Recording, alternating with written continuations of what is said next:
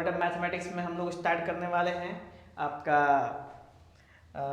Chapter है आपका probability, ठीक है। और मैथ्स का सबसे लास्ट चैप्टर है, यानी बेटा हम लोग मैथ्स में पीछे से चलने वाले हैं। ओके, तो हम जो आज बेटा चर्चा करने वाले हैं प्रोबेबिलिटी। तो प्रोबेबिलिटी क्या है?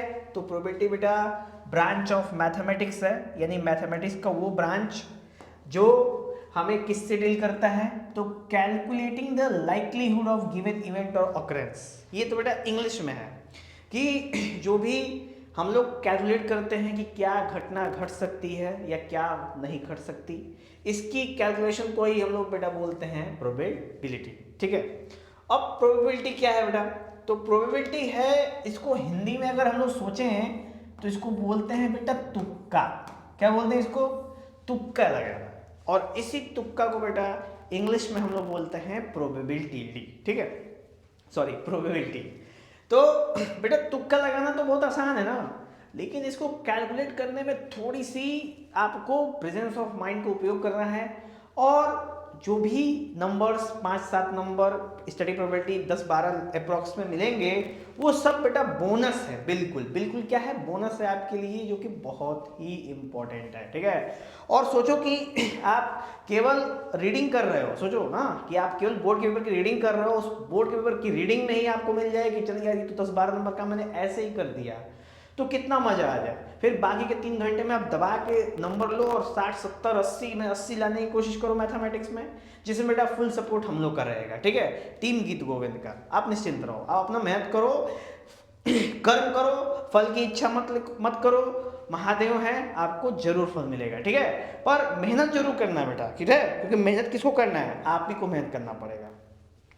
चलो, तो सबसे पहली चीज बात करते हैं बेटा कि प्रोबेबिलिटी में कोई भी चीज क्या होती है हमारे पास। तो प्रोबेबिलिटी में हम लोग बात करते हैं तो जनरली यहाँ पे घटना घटती है हमारी, वो है एक्सपेरिमेंट। क्या बोलते हैं इसको हम लोग? एक्सपेरिमेंट। तो भैया देखो, हमारे डे टू डे लाइफ में हर एक समय में एक्सपेरिमेंट होते हैं, और जब भी एक्सपेरिमेंट होता है तो उस एक्सपेरिमेंट का कुछ रिजल्ट भी निकलता है। उसी रिजल्ट को बेटा यहाँ पे हम लोग बोलते हैं आउटकम्स। क्या बोलते हैं? आउटकम्स। तो यहाँ बेटा आउटकम क्या है? तो जब भी कोई एक्सपेरिमेंट हम प्रोसेस करते हैं, जब भी कोई एक्सपेरिमेंट परफॉर्म करते हैं, तो उसमें रिजल्ट निकलता है, उसमें आउटकम निकलता है, उसी चीज की हम लोग मेंशन की बात कर रहे हैं। ये इसको लिंक करना है हमको मैथमेटिक्स में, ठीक है। जनरली जैसे अगर आप चावल और दाल को मिक्स कर दोगे तो आउटकम क्या निकलेगा? खिचड़ी। अगर आप दूध में थोड़ा सा जोरन डाल दोगे बेटा तो आउटकम क्या निकलेगा? दही। समझ में आया क्या? अगर आप दूध में थोड़ा सा नींबू डाल दोगे तो आउटकम क्या निकलेगा? पनीर। तो बेटा ये सब जो चीजें हैं ना, बिल्कुल जेन्युइन लाइफ में, नॉर्मल लाइफ में, कॉमन लाइफ में, इन्हीं सब चीजों को हमको लिंक करके प्रोबेबिलिटी को जानना है, जो कि हम लोग एक्सपेरिमेंट की बात कर रहे हैं, ठीक है। जनरली बात करें बेटा हम लोग तो इसमें कुछ जनरली हम लोग प्रेडिक्शन ही करते हैं, जिसको मैंने तुक्का बोला है। और इसमें टॉसिंग अ कॉइन की बात करो, या डाइस की बात करो, या फिर कार्ड्स की बात करो, तो मेनली 3 की बात करते हैं बेटा हम लोग। मेन यहाँ पे प्रोबेबिलिटी में 3 की बात करेंगे। पहला है कॉइन, दूसरा है डाइस, और तीसरा है कार्ड, ठीक। कॉइन का मतलब समझ दो बेटा सिक्का। सिक्के के कितने फेस होते हैं? तो सिक्के के 2 फेस होते हैं, एक हेड का फेस, एक टेल का फेस, ठीक। और कॉइन में बेटा हम लोग को 2 तरह का बात पढ़ना है, एक सिंगल कॉइन, दूसरा डबल कॉइन, ठीक है।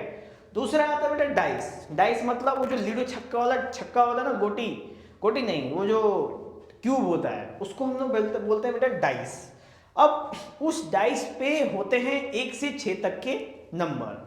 उन 1 से 6 तक के नंबर को एक साथ हम डाइस बोलते हैं, और हम 1 डाइस या 2 डाइस का उपयोग कर सकते हैं।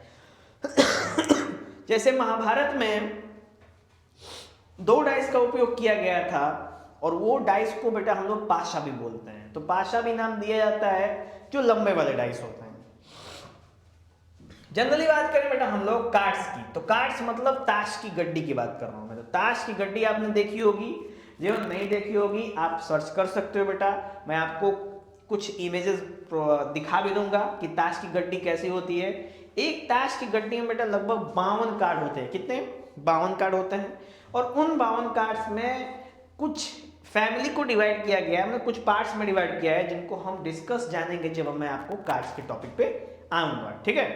तो अभी बेटा हम शुरू करने वाले हैं आगे आउटकम्स के बाद, कि जब भी आउटकम्स की बात की जाएगी, ठीक है, तो उसके संग आता है कि जब भी हम एक्सपेरिमेंट करें और उस एक्सपेरिमेंट से रिजल्ट निकले, तो हम उस समय एक और शब्द का उपयोग करते हैं बेटा, उसको बोलते हैं इवेंट। क्या बोलते हैं उसको? इवेंट। तो इवेंट में अगर हम लोग क्लासिफिकेशन करने की कोशिश करें बेटा ना, तो एक इवेंट होता है जिसको बोलते हैं श्योर इवेंट। श्योर इवेंट करने का मतलब कि गारंटी है कि भैया ये एक्सपेरिमेंट होगा, तो गारंटी है कि कुछ ना कुछ एकदम आने वाला है, इसी को बोलते हैं बेटा हम लोग श्योर इवेंट, ठीक है। नेक्स्ट हम लोग बात करते हैं बेटा आगे, तो श्योर इवेंट के बाद आता है हमारे पास कि कुछ ऐसे इवेंट होते हैं, मतलब कुछ ऐसी प्रोबेबिलिटी होती है, मतलब जब घटना घटती है और वहां से कुछ भी आउटपुट नहीं आता है, उसको बोलते हैं जीरो, यानी इसको बोलते हैं इम्पॉसिबल इवेंट। सबसे पहले मैं श्योर इवेंट का एग्जांपल दूंगा।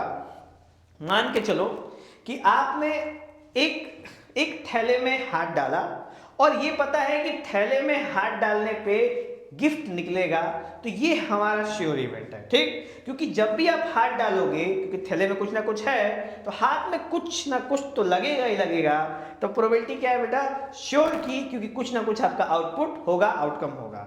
इम्पॉसिबल का मतलब कि अगर मैं बोलूं कि ये बताओ कि एक मशीन है, इधर से आलू डालेंगे और इधर से सोना निकलेगा, अगर मैं इसकी बात करूं तो ये बेटा बिल्कुल इम्पॉसिबल इवेंट है। ऐसा कोई एक्सपेरिमेंट, ऐसा कोई मशीन अभी तक धरती पे लॉन्च नहीं किया गया है, पर कुछ बुद्धिजीवी लोग हैं जिनका कहना है कि इधर से आलू डालोगे तो उधर से सोना निकलेगा, ठीक है। पर ये एक इम्पॉसिबल इवेंट में हम काउंट कर सकते हैं।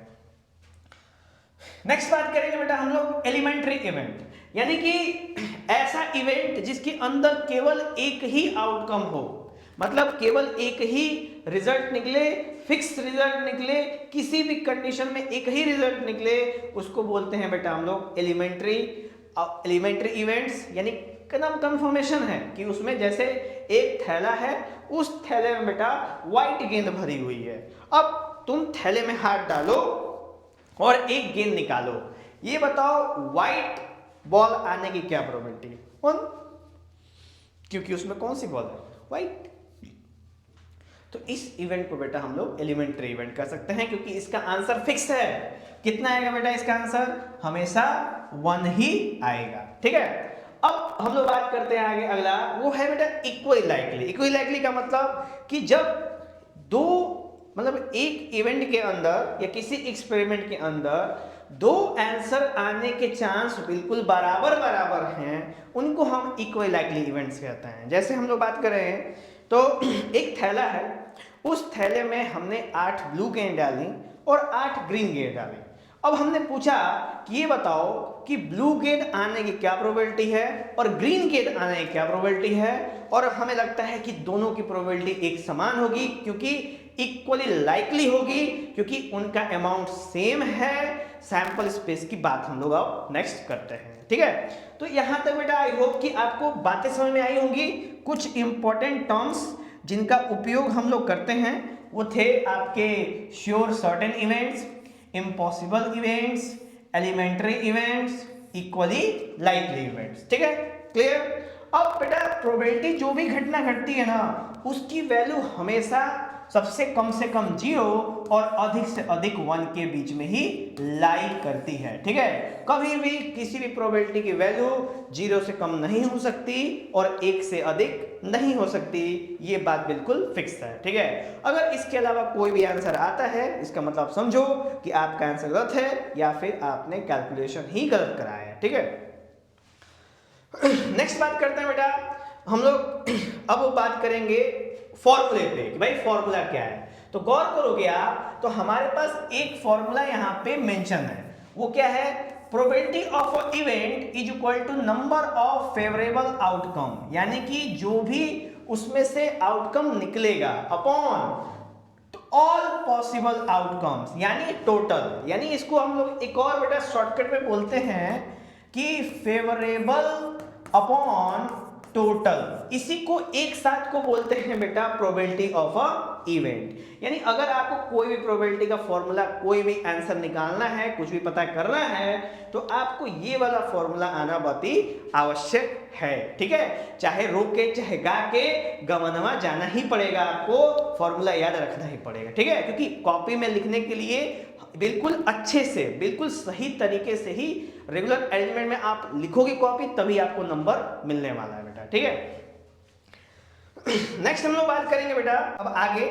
जब आगे हम लोग चर्चा करते हैं तो हमने ये पाते हैं कि यहाँ पे बेटा कुछ प्रॉपर्टीज हैं, जिन प्रॉपर्टीज को आपको जानना चाहिए, जिसमें एक प्रॉपर्टी मैंने अभी जस्ट बताई है कि कोई भी प्रोबेबिलिटी की वैल्यू 0 से 1 के बीच में लाई करती है, कभी भी निगेटिव नहीं हो सकती। 0 यानी कि कोई प्रोबेबिलिटी नहीं है, 1 यानी उसकी प्रोबेबिलिटी 1 है, और दोनों के बीच में ही कोई भी प्रोबेबिलिटी लाई करेगी, ना ही उससे अधिक, 1 से अधिक नहीं, ना ही 0 से कम। ये बिल्कुल श्योर एंड सर्टेन है। ठीक है, अब बात करते हैं बेटा आगे हम लोग, तो वो है एक है कंडीशन कि कभी भी हम लोग प्रोबेबिलिटी की चर्चा करते हैं जनरली, तो एक कंडीशन आता है, वो है कि किसी भी इवेंट के होने की और किसी भी इवेंट के ना होने की प्रोबेबिलिटी 1 के बराबर होती है। ये बात बेटा एक इंपॉर्टेंट बात है जो इस प्रॉपर्टी में मेंशन किया गया है, जिसको मैंने यहाँ पे डिस्कस करने वाला हूँ। वो क्या है कि जब भी कोई घटना घटती है बेटा, कोई भी घटना घटती है, तो कुछ ना कुछ तो आउटकम निकलता है। ठीक, तो मान के चलो कि आप साइकिल चला रहे हो, साइकिल रेस में हो, और आप रेस जीत गए।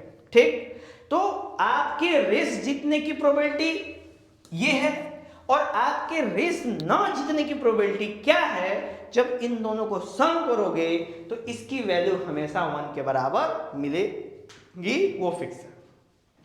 बात समझ में? तो ये है बेटा आपकी प्रोबेबिलिटी का कॉन्सेप्ट कि कभी भी किसी के भी, जैसे मान लो एक बेटा कॉइन है, सिंपल हम लोग डेफिनेशन समझते हैं, एक एग्जांपल समझते हैं। आपके पास एक कॉइन है, उस कॉइन को टॉस करो, उस कॉइन को जब आप टॉस करोगे ऊपर जाएगा, जब नीचे गिरेगा तो वहां पे बेटा या तो हेड आएगा या तो टेल आएगा। तो हम बात करते हैं बेटा हेड आने की प्रोबेबिलिटी क्या है, तो मान लो हेड आने की प्रोबेबिलिटी है 50% यानी 1/2। ठीक, तो हेड नहीं आने की प्रोबेबिलिटी क्या है, वो भी कितनी है बेटा, इसका मतलब टेल आ गया तो 1/2। और जब इन दोनों को हम सम करेंगे तो इसकी वैल्यू क्या मिलेगी बेटा, 1 मिलेगी।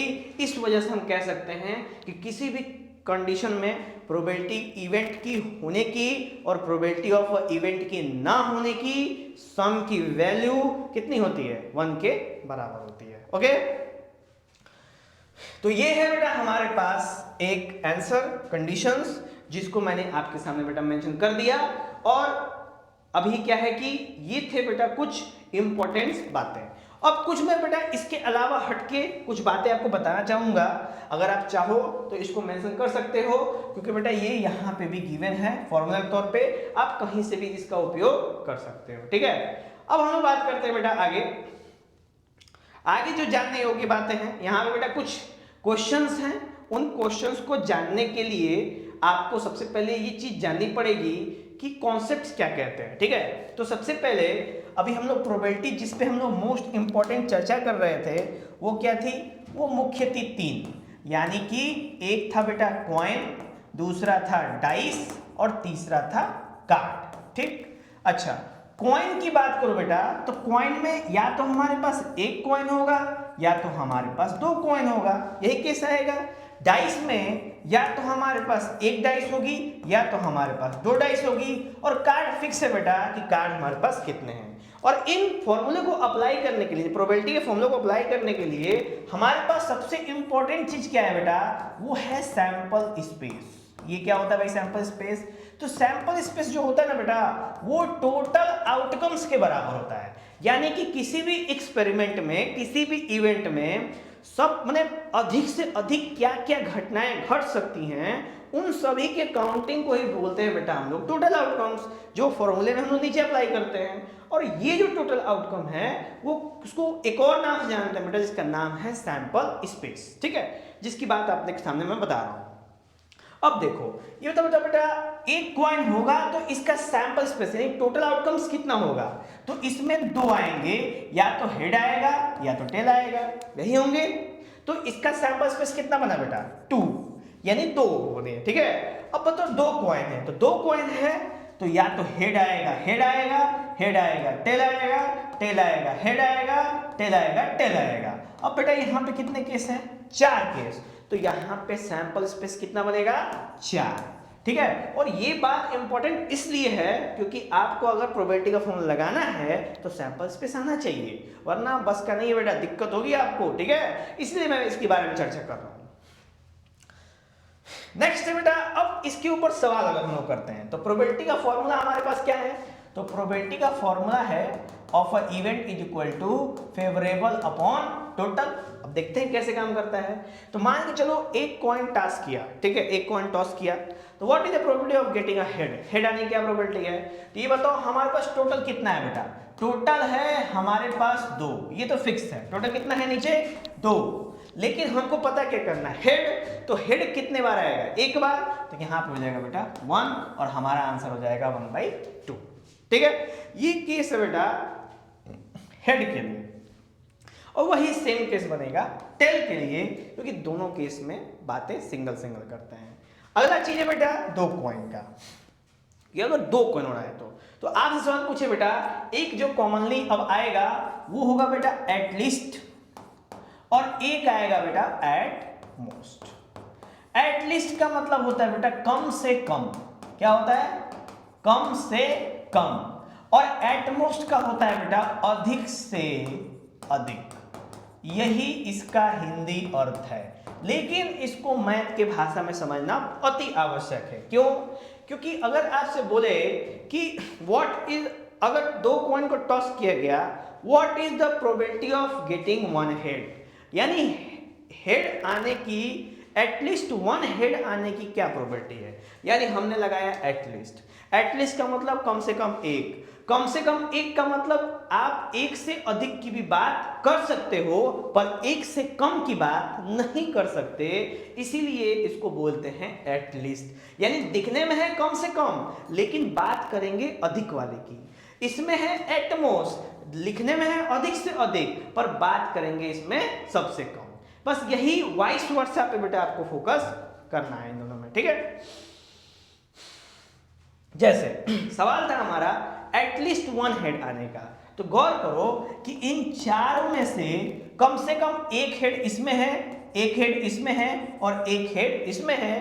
टोटल हुआ बेटा हमारे पास 3 फेवरेबल और टोटल कितना है 4, तो हमारी प्रोबेबिलिटी कितनी हुई बेटा 3/4। तो ये है प्रोबेबिलिटी किसके लिए, एटलीस्ट 1 हेड, यानी कम से कम एक, अधिक से अधिक कितना भी हो सकता है।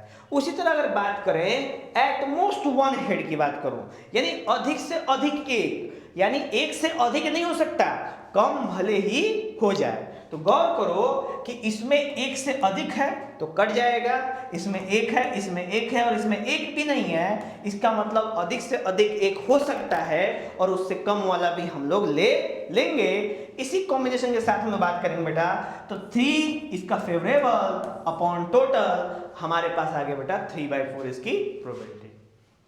ओके, तो ये थे बेटा हमारे पास कॉन्सेप्ट जिसको हमने जाना था कि कैसे हम लोग प्रोबेबिलिटी की वैल्यू को यहाँ पे डिफाइन कर सकते हैं, स्टैंडर्डाइज कर सकते हैं हम लोग, ठीक है। अब हम लोग बात करते हैं बेटा नेक्स्ट डाइस के ऊपर कि डाइस का क्या कॉन्सेप्ट है, ठीक है।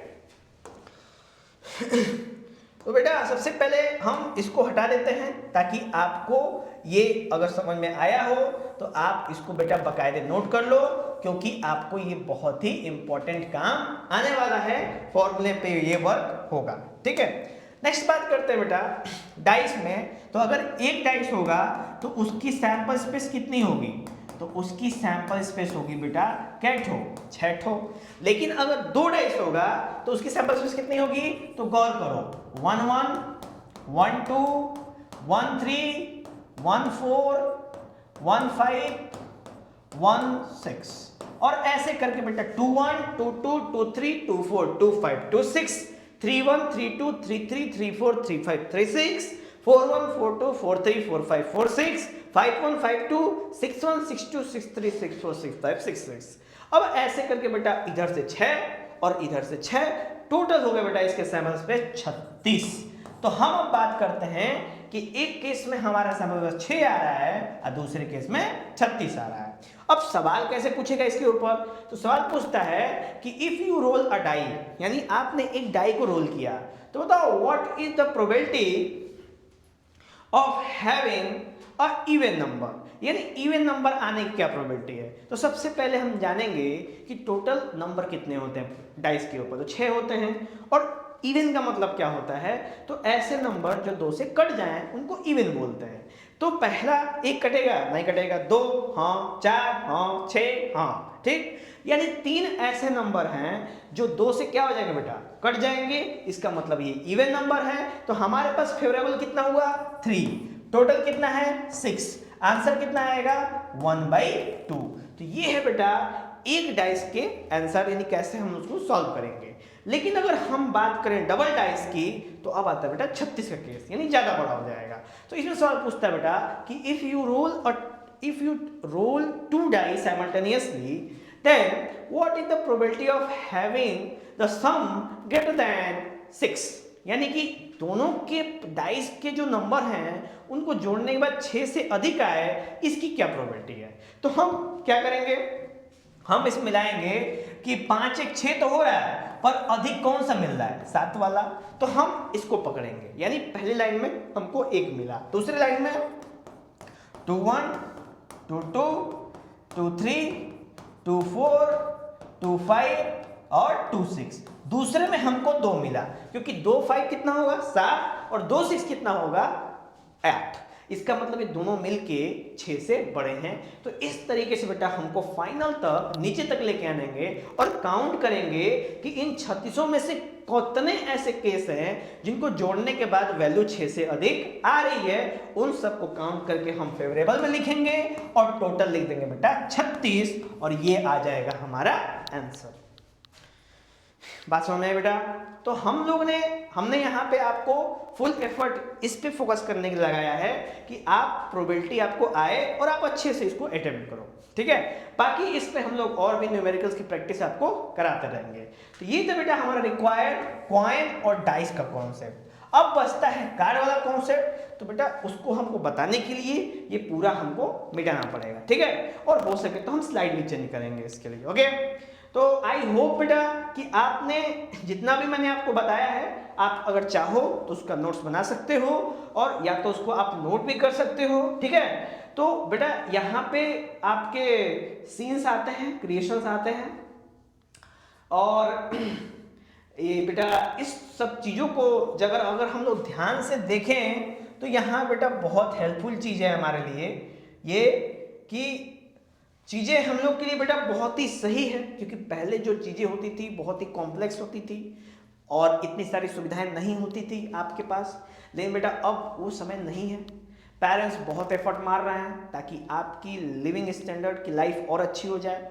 तो बेटा हमारी टीम ये चाहती है कि आप बोर्ड्स के पेपर में अच्छे नंबर लाओ, क्योंकि जो भी पेरेंट्स आपके लिए पैसे खर्च कर रहे हैं, जो भी पेरेंट्स आपको पैसे दे रहे हैं कि जाओ बेटा पढ़ो, पढ़ के बढ़िया करो, हम पैसे दे सकते हैं, मैं उनके लिए भी एक एडवाइस जरूर दूंगा कि केवल पैसे देने से काम नहीं चलेगा। पैसे देने का समय चला गया है, अब समय उल्टा हो गया है।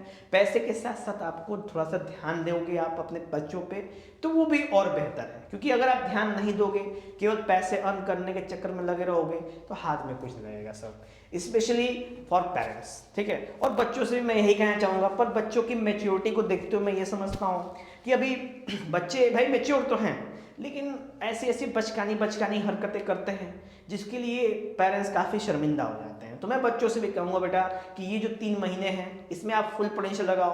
3 महीने पहले आप क्या किए हो, दिसंबर से पहले आप क्या किए हो, उससे कोई मतलब नहीं है। क्या किए नहीं किए, पढ़े लिखे, स्कूल गए नहीं गए, लेकिन अब ये 3 महीने की पढ़ाई से जो आपको रिजल्ट मिलेगा वो बहुत इफेक्टिव होगी और आपका नाम भी बनेगा, ठीक है। और आपकी एक घर में एक अलग पहचान बनेगी, घर वाले भी समझेंगे भाई हमारा लड़का पढ़ाई कर रहा है, हमारी लड़की पढ़ाई कर रही है, ठीक है। तो ये बात बेटा बहुत इंपॉर्टेंट है, ताकि आप लोग जानो, चीज़ों को समझो।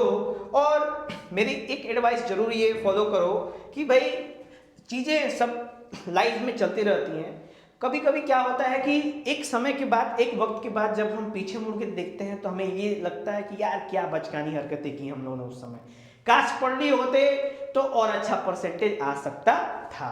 तो बेटा इस सब चीज़ों के लिए आप, मैं ये कहूँगा कि आप इस पे दिमाग ज़्यादा नहीं लगाओ फालतू चीज़ों पे, आप मेन स्ट्रीम पे फोकस करो, ठीक है।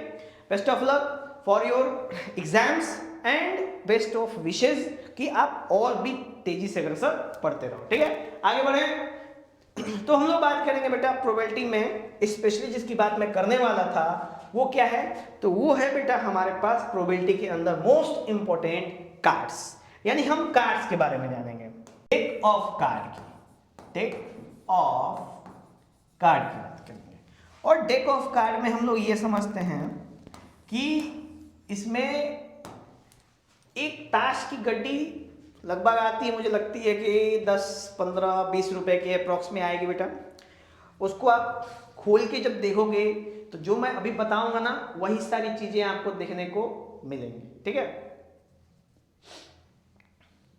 नेटवर्क लग रहा है बेटा सही नहीं है, कोई बात नहीं है, मैं इसको ऐसे ही आपको डायरेक्ट बताता हूँ बिना सिस्टम के हेल्प के। तो यहाँ पे गौर करते हैं बेटा, तो डेक ऑफ कार्ड में बेटा टोटल कितने कार्ड होते हैं, 52, ठीक है। टोटल कितने कार्ड होते हैं, 52। अब इन 52 में बेटा हम इसको दो भाग में डिवाइड करते हैं, ठीक। एक भाग हमारा क्या होता है, एक भाग होता है बेटा हमारा 26 का और दूसरा भाग होता है बेटा हमारा 26 का, ठीक। अब जो 26 का जो पहला भाग है उसका कलर क्या होता है बेटा, रेड कलर होता है। और 26 का जो दूसरा भाग होता है बेटा वो किस कलर में हमको देखने को मिलता है, ब्लैक मिलता है। तो अगर ताश की गड्डी उठाओगे तो 52 पत्ती में दो भाग में क्लासिफाई होगा, एक 26 का अलग और दूसरा 26 का अलग। 26 जो होंगे वो रेड होंगे, बाकी जो 26 होंगे वो ब्लैक कलर के आपको देखने को मिलेंगे, ठीक है। अब इन 26 में बेटा हम लोग अगर बात करें तो ये भी दो टाइप के होते हैं। एक होता है बेटा आपका हार्ट, क्या होता है बेटा, हार्ट होता है, इसको हार्ट बोलते हैं। और एक होता है बेटा डायमंड, क्या होता है ये, डायमंड होता है, जिसको हम हिंदी में ईंट बोलते हैं। यानी जो लोग प्रोफेशनल होते हैं वो लोग इसको क्या बोलते हैं, ईंट बोलते हैं। उसी प्रकार बेटा ब्लैक में भी दो होते हैं, एक होता है बेटा आपका क्लब, क्या होता है बेटा, क्लब। और दूसरा होता है बेटा आपका, दूसरा होता है आपका स्पेड, क्या होता है, स्पेड। तो यहां पे बेटा हमारे पास टोटल, अगर हम लोग कार्ड्स के ऊपर बहुत ज्यादा डिस्कस करें तो कार्ड्स का जो शेप होता है कुछ ऐसा होता है। और यहाँ पे बेटा इसके इनके ये हार्ट, डायमंड, क्लब, स्पेड्स के वहाँ पे ऊपर सिंबल होते हैं और उस पे गिनती होती है A 1 2 3। तो बेटा जब अब इसके अंदर कितने कितने आएंगे सोचो, तो इसमें आएंगे बेटा 13 कार्ड, 26 है ना, आधा 13, इसमें कितने आएंगे 13, इसमें कितने आएंगे 13 और इसमें कितने आएंगे बेटा 13, यानी 13 13 सब में आएंगे। तो गौर करोगे कि 52 कार्ड में 26 कार्ड रेड, 26 कार्ड ब्लैक और रेड में 13 कार्ड हार्ट के और 13 कार्ड डायमंड के, 26 ब्लैक में बेटा 13 कार्ड क्लब के और 13 कार्ड स्पीड के हमको देखने को मिलते हैं, ठीक है।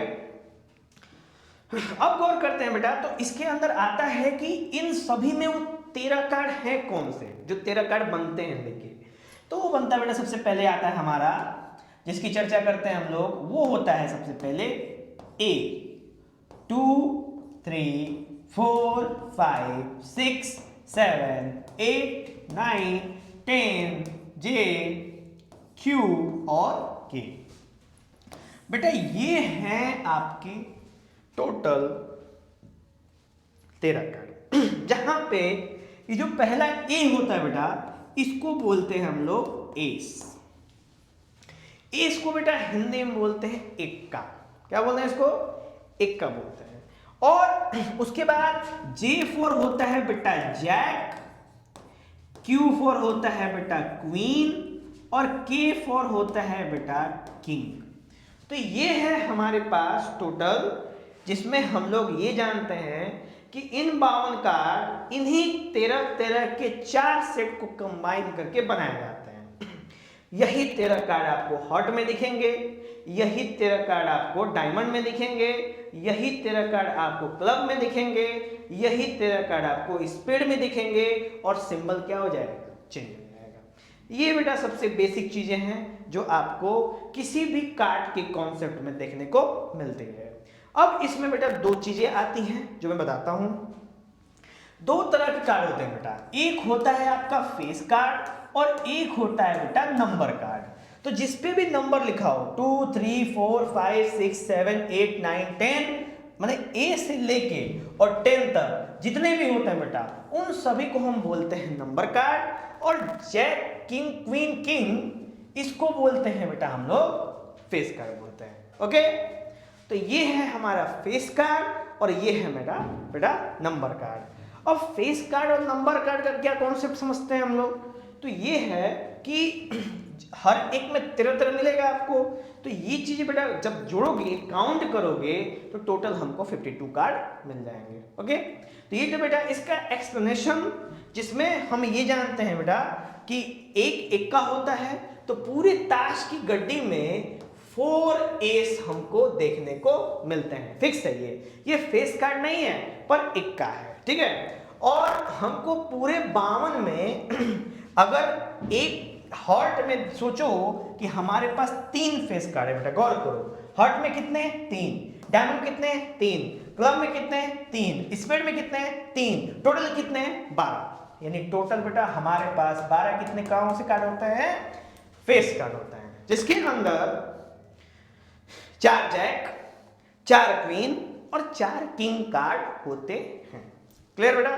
तो ये थे हमारे पास पूरे कंप्लीट हिस्ट्री कार्ड्स के रिलेटेड, ठीक है। अभी बेटा कोई भी अगर डाउट हो तो आप बेटा कमेंट बॉक्स में मेंशन कर सकते हो कि क्या दिक्कत इसके अंदर आपको आ रही है, ठीक है। बाकी बेटा हम इस पर ध्यान देते हैं हम लोग ये सब चीजों को, तो ये चीजें बहुत आसान है। और इसमें क्वेश्चन कैसे पूछा जाता है, तो बोलते हैं बेटा वेल शफल कार्ड, यानी कि जब हम ताश की गड्डी को अच्छे से फेंटते हैं इसको बोलते हैं वेल शफल कार्ड।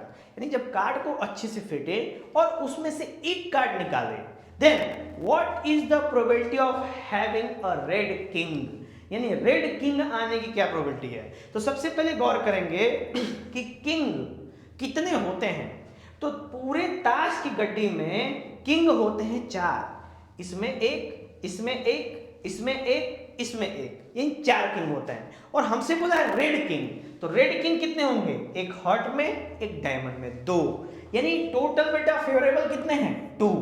और टोटल ताश की गड्डी में कितने कार्ड होते हैं? 52, यानी 2/52 हम बेटा हमारा क्या है? आंसर। और इसी प्रकार बेटा जब आपके पास ये परफेक्ट नॉलेज होगी कि कौन सा कार्ड कितना है आपके पास, क्या अंडरस्टैंडिंग है, तो जाके आप और अच्छे से इन क्वेश्चंस को समझ सकते हो, लगा सकते हो, क्योंकि ये सब बेटा आपको मुंहजबानी कर सकते हो। कोई इसमें बहुत बड़ी चीज, हाथी बड़ी बात था इसके अंदर नहीं है। ओके, तो ये था बेटा हमारा क्वेश्चंस जिसके ऊपर मैंने क्वेश्चंस करवाए।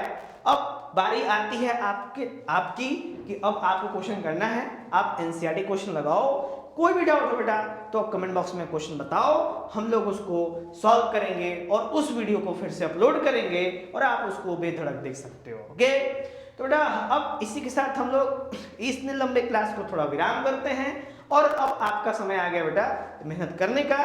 तो मेहनत शुरू करो। जय हिंद, वंदे मातरम।